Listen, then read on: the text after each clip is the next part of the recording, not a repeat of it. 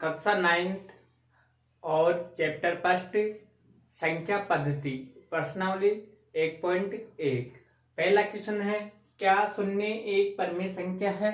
फिर आगे बोल रहा है क्या इसे p बटा q के रूप में लिखा जा सकता है, जबकि p और q क्या है, पूर्णांक है और q नॉट इक्वल 0।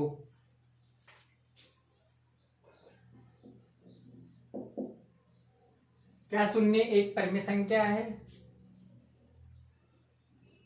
हाँ,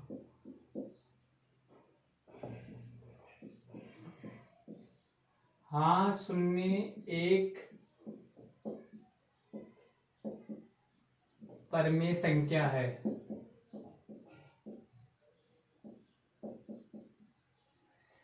शून्य क्या है, एक परिमेय संख्या है।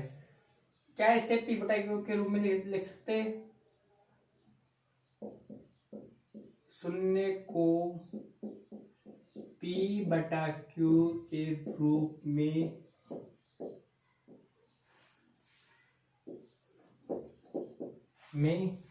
लिख सकते हैं।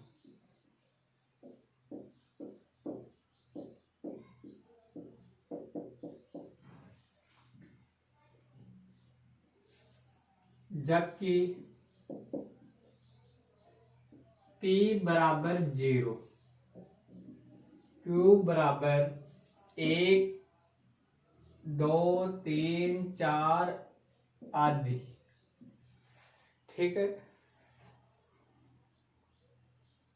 0 बटा 1 बराबर 0, 0 बटा 2 बराबर 0, 0 बटा 3 बराबर 0। यानी 0 में हम भाग देंगे 1 का तो 0 आएगा, 0 में 2 का भाग देंगे तो क्या आएगा, 0। तो ये क्या है, 0 को हम क्या लिख सकते हैं, परिमेय संख्या में लिख सकते हैं। जहां p और q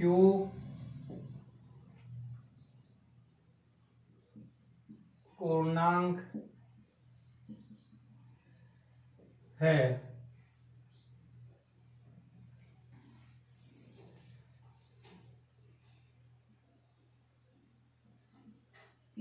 q not equal 0। Answer पहला का आंसर, पहला क्वेश्चन समझ में आ गया होगा कि शून्य एक परिमेय संख्या है, इसे p बटा q के रूप में लिख सकते हैं। मैंने आपको बता दिया। क्वेश्चन नंबर 2, 3 और 4 के बीच में 6 परिमेय संख्या ज्ञात करनी है।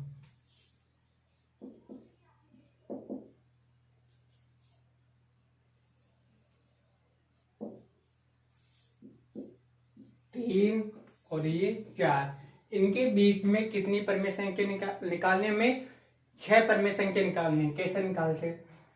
फर्स्ट परिमेय संख्या 3 प्लस 4 बटा 2 बराबर 7 बटा 2 बराबर 3.5। ये फर्स्ट परिमेय संख्या आ गई, समझ में आ गई। दूसरी परिमेय संख्या निकालेंगे, 3 प्लस 3.5 बटे में 2, 6.5 बटे में 2 बराबर 2 तिया 6 पॉइंट 2 दूनी 4, 2 पंजे 10, 3.25। ये दूसरी परिमेय संख्या आ गई। ऐसे ही तीसरी परिमेय संख्या निकालेंगे, 3.5 और 4 के बीच में 3.5 प्लस 4 बटा 2, 3 और 4 7, 7.5 बटे में 2, 2 तिया 6, 2 7 14, 2 पंजे 10, कितनी है 3.75, कितनी है 3.75। फिर आगे इन दोनों के बीच की निकाल लो, चौथी 3 प्लस 3.25 बराबर बटे में कितना है 2, 3 3 6, 6.25 बटे में कितना है 2 बराबर 2 तिया 6, 2 एकम 2, 2 दूनी 4, 2 पंजे 10। यहाँ पे आ जाएगा 3.125। फिर इनकी बीच निकाल लो, 5 हुई। 3.75 प्लस 4 बटे में कितना है 2, तो कितना होगा 7.75 बटे में कितना है 2, 2 तिया 6 और कितने बच गए 1 2 अंटे 16, 2 सते 14, 2 पंजे 10, यानी कितना आया 3.875। 5 निकल गई और छठी परिमेय संख्या वो निकाल लो, इन दोनों के बीच की निकाल लो। 3.5 प्लस 3.75 बटे में कितना है 2, 3 और 3 कितना हुआ। अब देखो इसमें कैसे जोड़ना है, 3.50 3.75, 5 का 5, 7 और 5 12 और 3 और 3 6 और 1 7, कितना हुआ 7.25। अधिकतर स्टूडेंट क्या करते हैं, इसको गलत कर देते हैं, यानी दशमलव के जोड़ को। तो क्या करना है, हमें पॉइंट के नीचे पॉइंट उतारना है, संख्या के नीचे संख्या उतारनी है। अब 5 यहाँ पे नहीं उतारेंगे, यहाँ पे 5 का मतलब है 3 रुपये 50 पैसे, और यदि 5 पैसे होते तो आगे 0 आती। तो यहाँ पे कितना हुआ 7.25 में किसका भाग देंगे 2 का, तो कितना आया 2 तिया 6, 2 छिकी 12, 2 दूनी 4, 2 पंजे 10, यानी 3.625। अब हमें इनमें पहली कौन सी है 3.5, दूसरी कितनी है 3.2, फिर कितनी है 3.7, फिर 3.1, 3.8 और 3.6। ये हो गई 6 परिमेय संख्या। दूसरी विधि दूसरी विधि 3 से लेके 4 तक कैसे निकालते, 3.1, 3.2, 3.3, 3.4, 3.5, 3.6, 3.7, 3.8, 3.9। अब 4 आएगा नहीं, इनके बीच की निकालना है। तब इसमें से कितनी हो गई 1 2 3 4 5 6 7 8 1 9 गई। अब 9 में से अपन को कितनी लेनी है 6 निकालनी है। आप 6 कोई सी भी लिख सकते हो, जैसे 3.1, 3.3, 3.4, 3.5 और 3.7, 1 2 3 4 5 और 3.9। इनमें से कोई सी भी हम 6 परिमेय संख्या लिख सकते हैं, और 8 भी हो सकती है, 9 भी कहाँ तक होती है, इन दोनों की भी कितनी हो सकती है लास्ट 9 हो सकती है, 9 से अधिक नहीं हो सकती है। आंसर क्वेश्चन नंबर 3, 3/5 और 4/5 के बीच में 5 परिमेय संख्या ज्ञात करनी है हमें। तीसरा क्वेश्चन है, इनके बीच में कितनी परिमेय संख्या निकालनी है 5 परिमेय संख्या निकालनी है। आंसर 3/5, यानी 3 में भाग देंगे किसका 5 का, कितना आएगा बराबर 0.5 का 23, यानी 0.6 आया। फिर ऐसे ही इसमें देना है 4/5 बराबर 0.5 अंटे 40, कितना हुआ 0.8। अब 0.60 यानी 6 का मतलब होता है 60 से लेके 80 पे, यानी ये 60 पैसे है, ये 80 पैसे है। इनके बीच में कितनी परिमेय संख्या बन सकती है, इसमें बन सकती है कितने का अंतर है यहाँ पे 20, यानी 18 परिमेय संख्या बन सकती है।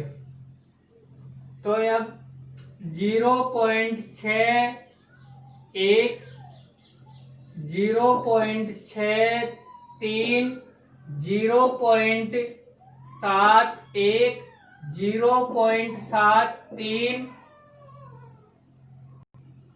0.73, 0.75, ऐसे आप आगे भी यानी 5 से अधिक भी लिख सकते हैं उसमें परिमेय संख्या, लेकिन हमें किसी ने पूछ रखा 5 परिमेय संख्या, तो हमें 5 ही परिमेय संख्या लिखनी है।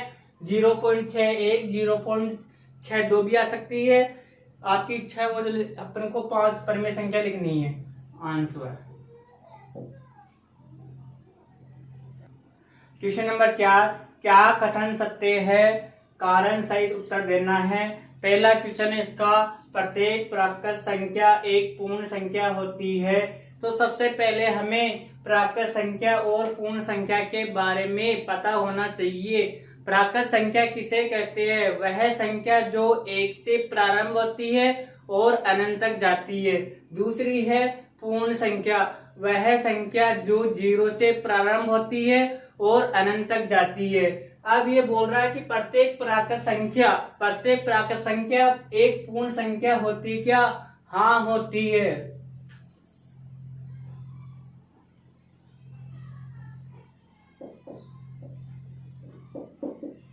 हाँ, प्रत्येक प्राकृत संख्या एक पूर्ण संख्या होती है। एक पूर्ण संख्या होती है। प्रत्येक प्राकृत संख्या एक पूर्ण संख्या होती है, यानी एक पूर्ण संख्या बोल रहा ना, तो प्राकृत संख्या यानी जैसे 1 2 3 4 5, इसमें एक पूर्ण संख्या होती है क्या? जैसे दो प्राकृत भी है और क्या है? पूर्ण भी संख्या है। अगला क्वेश्चन देखो, प्रत्येक प्राकृत पूर्णांक संख्या एक पूर्ण संख्या होती क्या? अब पहले आपको पूर्णांक संख्या के बारे में ध्यान होना जरूरी है। पूर्णांक संख्या किसे कहते हैं? वह संख्या जिसे धनात्मक और ऋणात्मक के रूप में लिख सकते हैं, वह संख्या पूर्णांक संख्या कहलाती है। जैसे -3, -2, -4, 1 2 3 4 5, यानी प्लस में भी होनी चाहिए और माइनस में भी होनी चाहिए। वह संख्या क्या कहलाती है? पूर्णांक संख्या। फिर आगे बोल रहा है इसमें एक पूर्ण संख्या होती क्या? नहीं, यानी प्रत्येक पूर्णांक संख्या एक पूर्ण संख्या होती क्या? नहीं, क्योंकि यहाँ ऋणात्मक में पूर्ण संख्या नहीं होगी।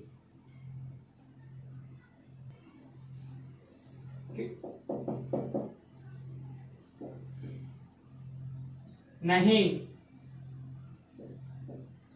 तो यहाँ पे लिखना है ऋणात्मक में पूर्णांक संख्या एक पूर्ण संख्या, ऋणात्मक में पूर्ण संख्या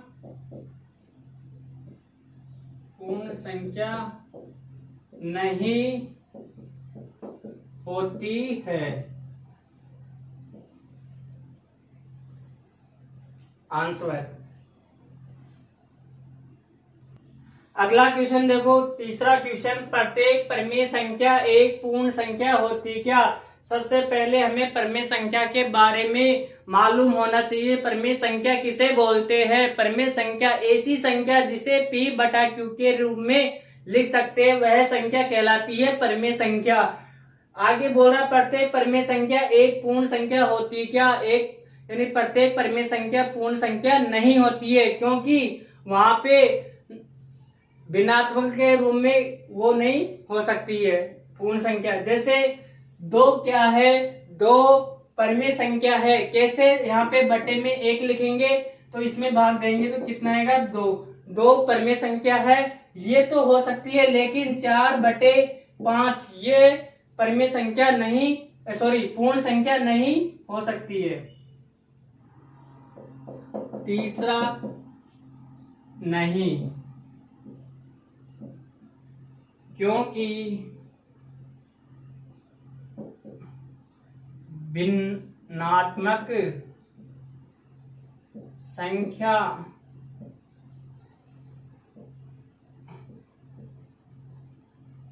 पूर्ण संख्या नहीं होती है। जैसे 5/8, 6/7 आदि। यानी भिन्नात्मक वाली संख्या क्या नहीं होगी, पूर्ण संख्या नहीं होती है। और इसमें परिमेय संख्या परिमेय संख्या ऐसी संख्या जिसे P बटा Q के रूप में लिख सकते हैं आंसर। आज हमारी कक्षा 9th की प्रश्नावली 1.1 कंप्लीट हो गई है। और हमारी वीडियो आपको अच्छी लगी और समझ में आई तो हमारी वीडियो को आप अधिक से अधिक शेयर करें और हमारे चैनल को सब्सक्राइब करना ना भूलें। धन्यवाद।